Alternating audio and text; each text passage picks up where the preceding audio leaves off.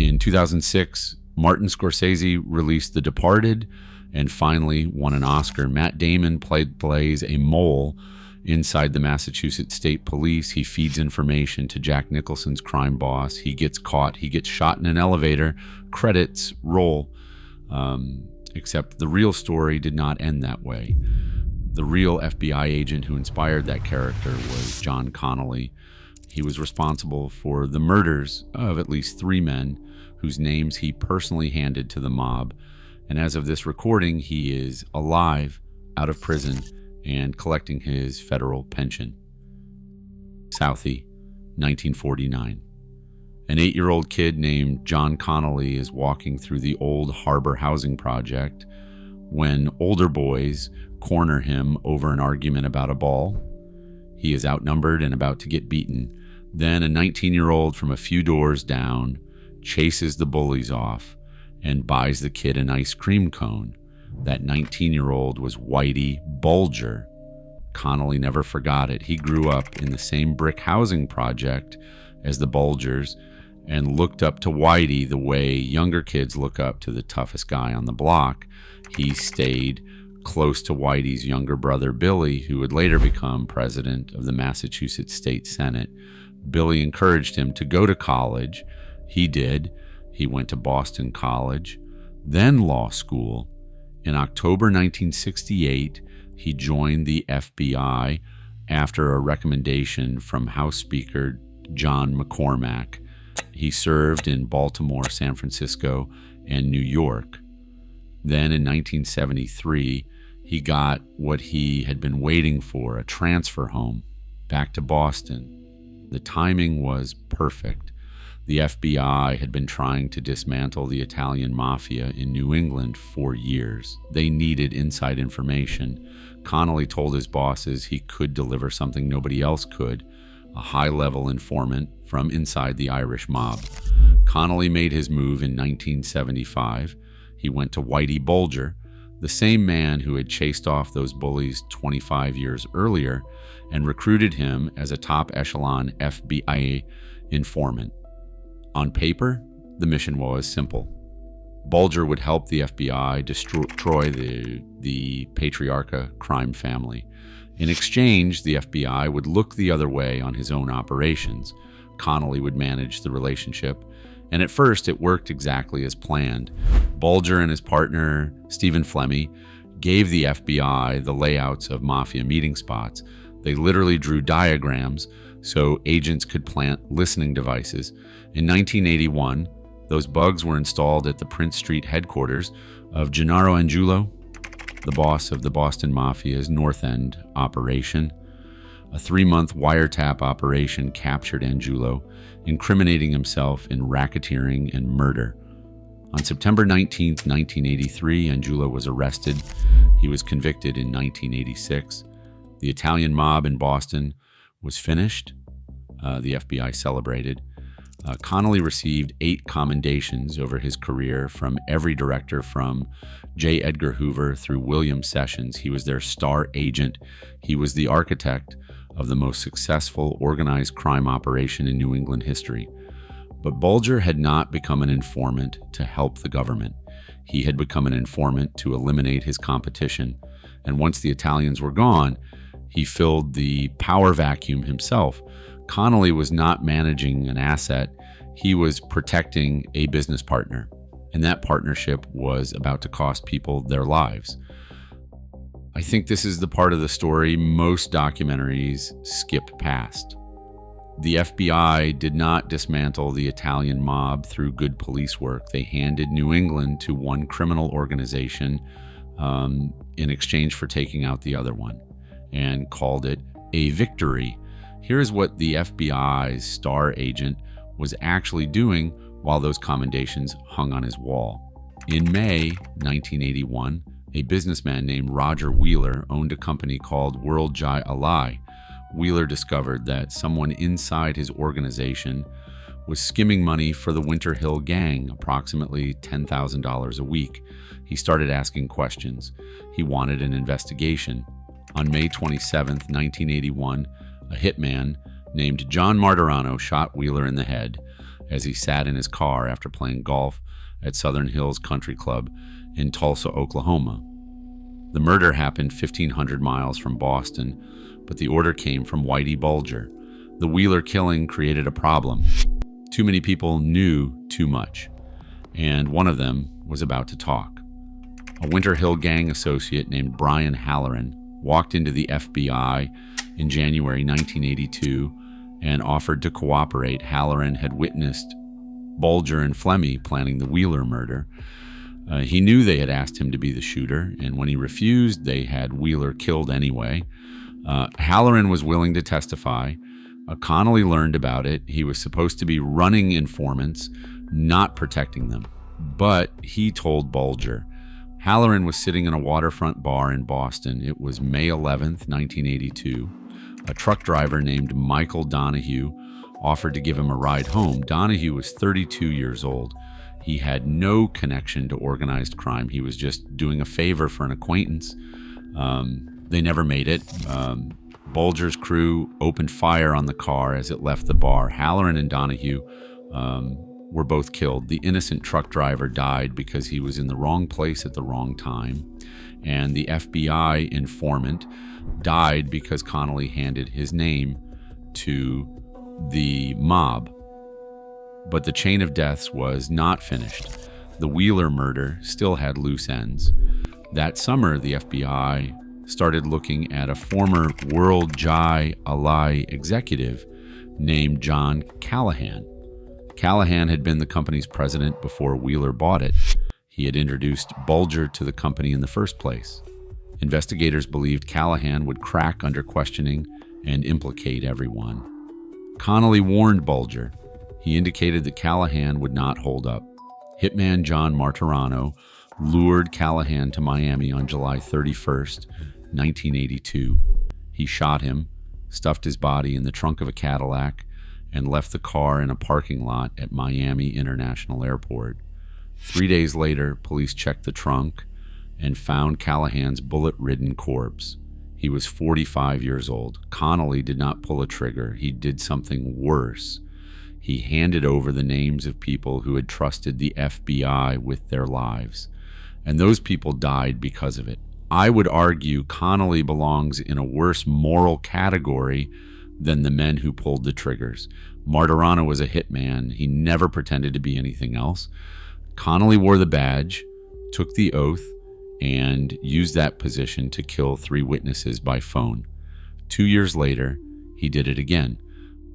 A fisherman named John McIntyre from Quincy, Massachusetts, got arrested for drunk driving in 1984. Normally, that would be the end of it, but McIntyre had a secret. He had been part of a failed attempt to run guns to the IRA aboard a boat called the Valhalla. During his arrest, he started talking about it. Authorities learned details of the gun-running operation. The crew had worked with Bulger. Connolly learned McIntyre was cooperating. He told Bulger. Bulger lured McIntyre to a house in South Boston. On November 30th, 1984, Bulger interrogated him and murdered him personally. McIntyre was 32 years old. A drunk driving stop had become a death sentence.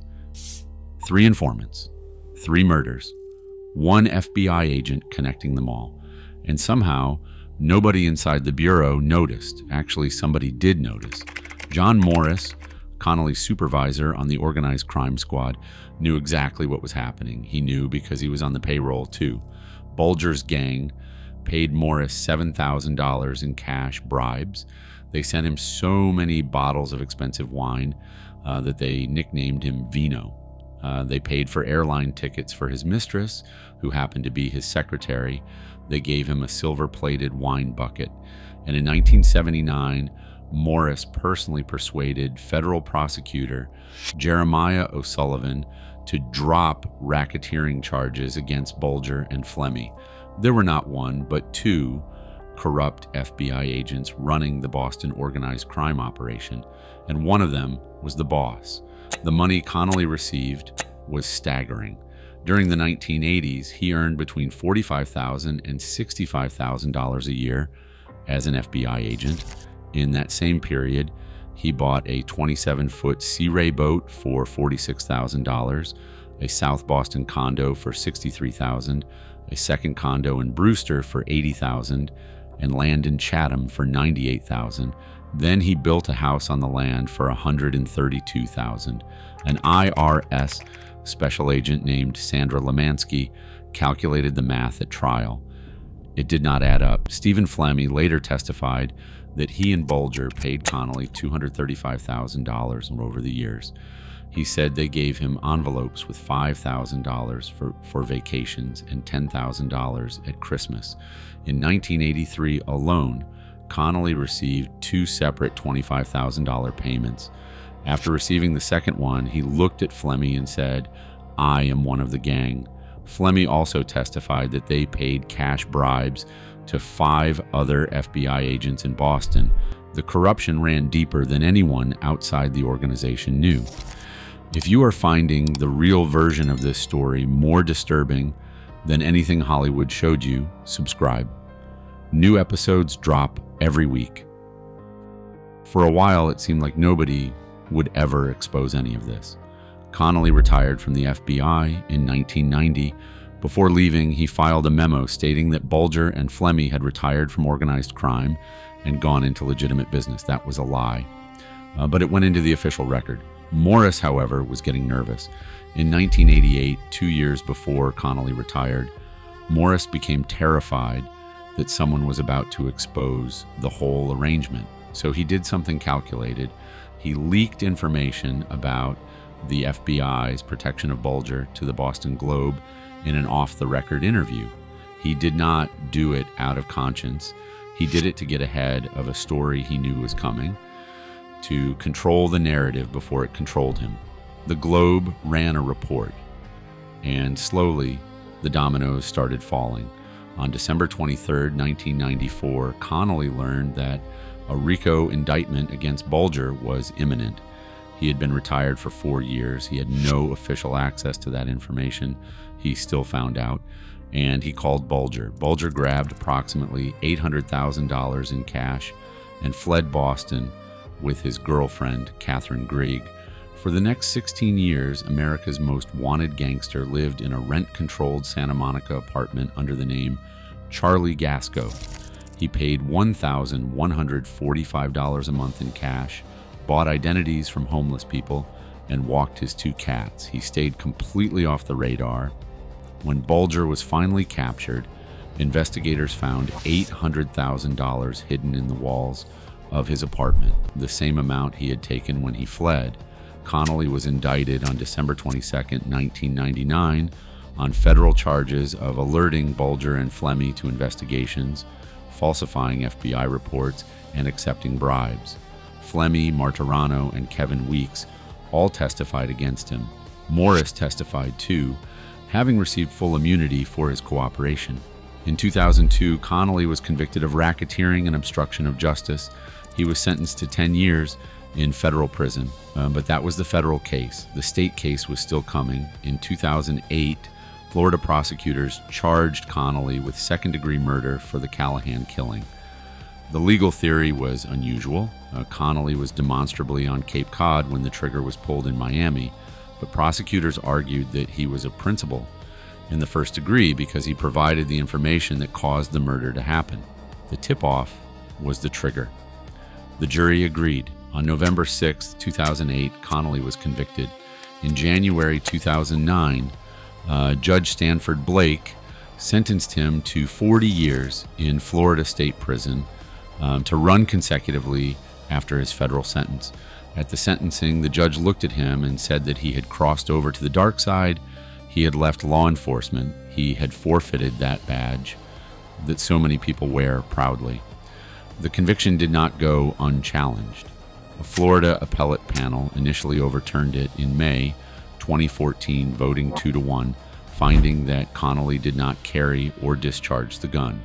On July 29, 2015, the full court reinstated the verdict 6-4. One judge wrote that it no longer matters whether Connolly hired a hitman, turned to his mob friends, served as a lookout, provided the gun, or pulled the trigger himself. The information was enough. Meanwhile, Bulger was finally caught. Agents arrested Bulger and Catherine Gregg outside their Santa Monica apartment on June 22, 2011, acting on tips prompted by an FBI advertising campaign. He was 81 years old and had been a fugitive for 16 years. A former model named Anna Bjornsdottir, who had been Miss Iceland in 1974 and lived in the same neighborhood, recognized him from the campaign and called the FBI. Bulger was convicted in August 2013 on 31 of 32 counts, including involvement in 11 murders. He received 2 life sentences plus 5 years. But even his story was not over. On October 29, 2018, at age 89, Bulger was transferred to USP Hazleton, a federal penitentiary in West Virginia, known internally as Misery Mountain.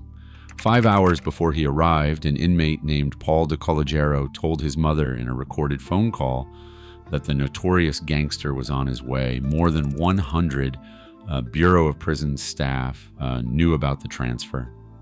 Nobody protected him. Within hours of arriving, Bulger was beaten to death by multiple inmates. The weapon was a sock wrapped around a padlock. He was 89 years old.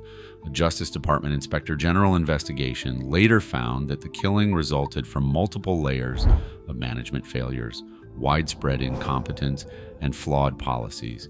There was no malicious intent on the part of staff, just bureaucratic blunders that left America's most notorious informant at the mercy of rival gangsters on his first day at a new prison. And Connolly? In February 2021, he was granted compassionate release from Florida State Prison. Prison doctors said he was terminally ill with melanoma and diabetes and likely to die within the year. He returned to Lynnfield, Massachusetts. He underwent a 10-hour surgery that resulted in the removal of his ear. He has now outlived that terminal prediction by several years. And here is the detail that makes this story different from the movie. Under federal law, an FBI agent only loses their pension if convicted of espionage or treason. Murder does not qualify. John Connolly, convicted of second-degree murder for his role in the death of John Callahan, still collects his federal retirement check every month. That one statute tells you more about how the FBI views its own conduct than any internal review ever has. Selling secrets to a foreign government is unforgivable. Selling informants to a domestic killer is a paperwork issue. The movie ends with Matt Damon dead in an elevator. The real story continues. In March 2026, Connolly's lawyers filed a motion in Miami-Dade Circuit Court to vacate his murder conviction. They cited handwritten manuscripts found after Bulger's death, in which Bulger identified supervisor John Morris, not Connolly, as the source who warned him about Callahan. Bulger called Connolly a sacrificial lamb and said he had deliberately let Connolly take the blame to protect Morris. Morris, of course, received full immunity years ago. He cannot be prosecuted regardless of what Bulger's papers say. If the motion succeeds, the man who spent his career protecting one of the most dangerous criminals in American history could walk away without a single conviction standing. The FBI agent who fed informants to the mob, who watched 3 men die because of information he passed, who warned a fugitive to run and let him escape for 16 years. He would be free, cleared, still collecting his pension. The Departed won Best Picture at the 79th Academy Awards. Martin Scorsese got his Oscar. He later said that nothing in the film was exaggerated. If you want to see another case where the real story behind a famous mob movie turned out to be worse than the film, that video is on screen now.